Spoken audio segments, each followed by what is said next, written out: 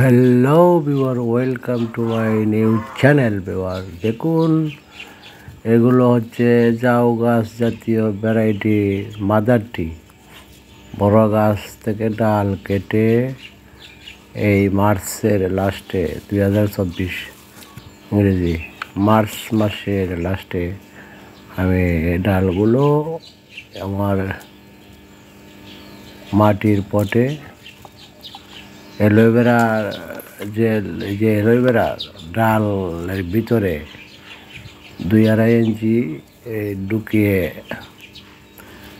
মাটি দিয়ে টাইট করে এটাকে ভালো মাটি দিয়ে অর্গানিক মাটি গোবর সার, ফাঙ্গিসাইড, তারপরে কিছু ধানের তুষ জ্বালানো তুষ হাক্স বলে এগুলা সমান অনুপাতে দিয়ে তারপরে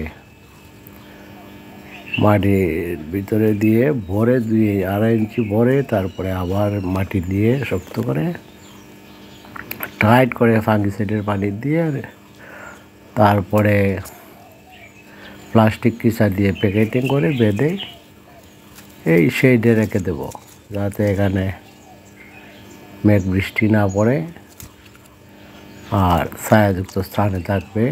45 দিন পরে এটা গুঁড়ো হয়ে যাবে, নতুন করে ডাল গজাবে, জীবিত হয়ে যাবে, আর এই কাটিং মরবে না। কাটিংয়ে প্রথমে আসলে আমি রুটিন হরমোনের সাথে ফাঙ্গিসাইড লাগিয়ে রেখেছিলাম।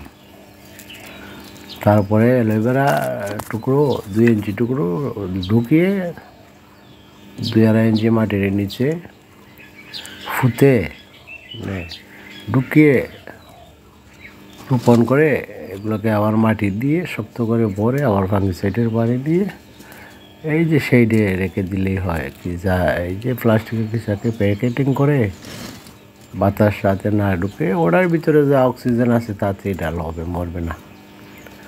এগুলোকে এই দুর্যোগ থেকে বাঁচিয়েও রাখতে হবে, সেফে রাখতে হবে, যাতে মানুষ গরু এগুলো কিছুই পায় না। তারপরে শক্তপোক্তভাবে মাটিকে ভালো করে শক্ত করে বসিয়ে তারপরে ফাঙ্গিসাইডের হরমোন এবং ম্যাগনেসিয়াম সালফেটের পানি অর্ধেক চামচ করে দিয়ে 2 লিটার পানিতে পাতলা করে একটু দিয়ে এই পানি ভরপুর করে এই প্যাকেটে রেখে দিলেই হবে, কোনো সমস্যা হবে না। এগুলো জীবিত হয়ে যাবে আর একটু মরবে না, সব ডাল জীবিত হয়ে যাবে। পরে 2-3 মাস পরে স্থানান্তর করা যাবে, রিপোর্টিং করা যাবে সুবিধা মতো। এই ছিল আজকের video viewer. Thanks so much, as you like ইট।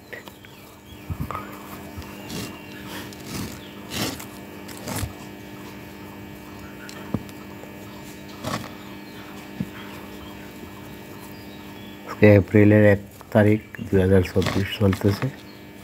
এখনই রিপোর্টিং করার সময়, এখনই কাটিং লাগানোর সময়।